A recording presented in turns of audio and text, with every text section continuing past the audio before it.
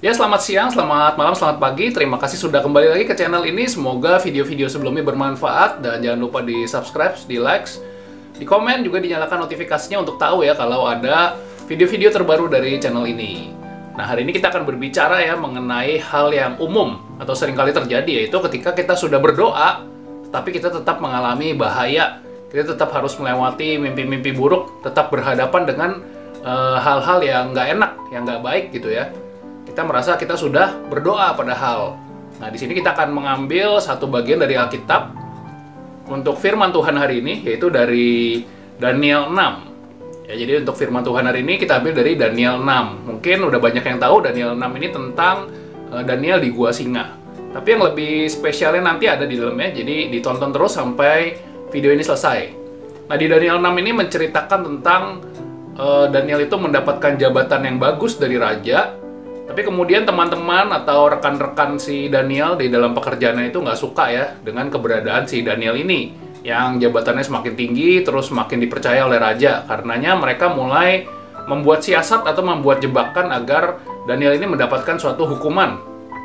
Jadi kalau kalian baca nanti di Daniel 6, mereka akan seolah-olah membuat ya atau mengusulkan peraturan kepada raja bahwa orang yang menyembah dewa atau menyembah Tuhan, menyembah Allah saat itu, kalau berdoa ke situ harus dihukum. Dan akhirnya raja setuju dengan hal tersebut ya. Raja setuju dengan peraturan itu. Dan Daniel sendiri sebenarnya orang yang sangat taat kepada Tuhan dan dia berdoa kepada Tuhan sehari 3 kali. Nah, ketika Daniel tahu ada masalah ini, bahwa ada jebakan seperti ini, apa yang Daniel lakukan? Nah, kita baca nih. Kalian mungkin bisa baca lengkap ya dari Daniel 6. Tapi di sini kita singkat aja langsung. Saya akan baca di Daniel 6 ayat 11 ya. Daniel 6 ayat 11. Demi didengar Daniel bahwa surat perintah itu telah dibuat, pergilah ia ke rumahnya. Dalam kamar atasnya ada tingkap-tingkap yang terbuka ke arah Yerusalem. 3 kali sehari ia berlutut, berdoa, serta memuji Tuhan, memuji Allahnya, seperti yang biasa dilakukannya. Nah, jadi ketika dia mendengar peraturan seperti itu, dia langsung pergi ke rumahnya, dan apa yang dilakukan dia lakukan adalah berdoa ya. Daniel ini berdoa. Tetapi kira-kira apa yang terjadi ya setelah Daniel ini berdoa? Di ayat 12, lalu orang-orang itu bergegas-gegas masuk dan mendapati Daniel sedang berdoa dan bermohon kepada Allahnya. Jadi orang-orang yang mau jahat sama dia itu melakukan semacam penggerbekan, terus kelihatan Daniel ini sedang berdoa, berarti dia melanggar peraturan. Dan langsung aja kita ke ayat yang ke-18. Ya, 17 dulu ya. Di ayat 17, Daniel 6 ayat 17, sesudah itu raja memberi perintah, lalu diambillah Daniel dan dilemparkan ke dalam gua singa. Berbicaralah raja kepada Daniel, Allahmu yang kau sembah dengan tekun, dialah kiranya yang melepaskan engkau. Di ayat 18, maka dibawalah sebuah batu dan diletakkan pada mulut gua itu, lalu raja mencap itu dengan cincin materainya dan dengan cincin materai para pembesarnya, supaya dalam hal Daniel tidak dibuat perubahan apa-apa.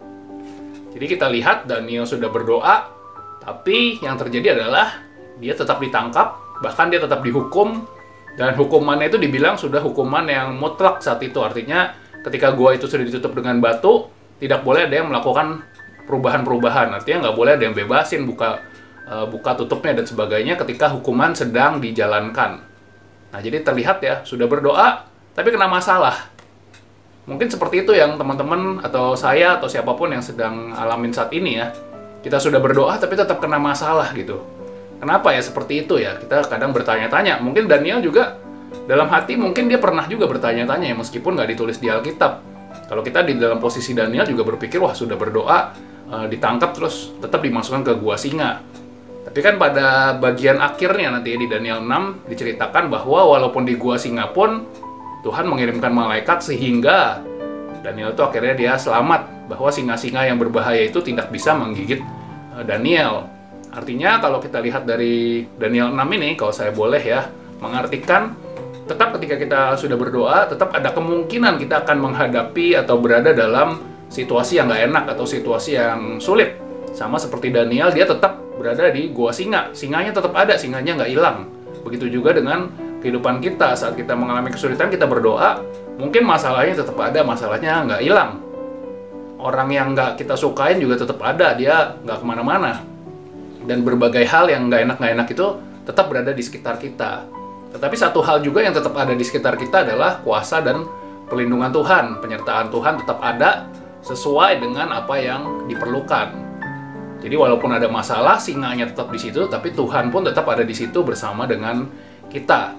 Jadi semoga apa yang sudah kita baca ini, kita mengerti bersama-sama menjadi suatu penguatan bagi kita berlandaskan firman Tuhan yang sudah didengarkan pada hari ini. Jadi ingat, ketika berdoa, walaupun tetap ada masalahnya, bukan berarti Tuhan tidak ada. Tuhan tetap bekerja, tapi kita tidak tahu mungkin cara kerjanya seperti apa ya. Yang jelas cara kerja Tuhan adalah yang terbaik untuk kita. Meskipun harus berhadapan dengan gua singa, masuk ke dalam gua singa, tetap kita yakin penyertaan Tuhan tetap ada. Dan pada waktunya Tuhan akan menolong. Jadi kita lihat juga di cerita Daniel itu kan nggak langsung ya, ketika dia ditangkap langsung ditolong oleh Tuhan, atau ketika dia ada peraturan itu dia langsung ditolong. Itu ada prosesnya ya, ada peraturan, ada dia ditangkap, ada dia dimasukkan ke gua singa. Di gua singa pun dia harus melewatin itu bersama singa-singa.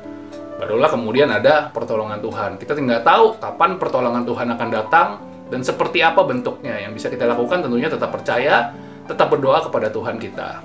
Oke, sampai ketemu di video selanjutnya. Terima kasih sudah menonton sampai selesai. Sampai jumpa. Dadah.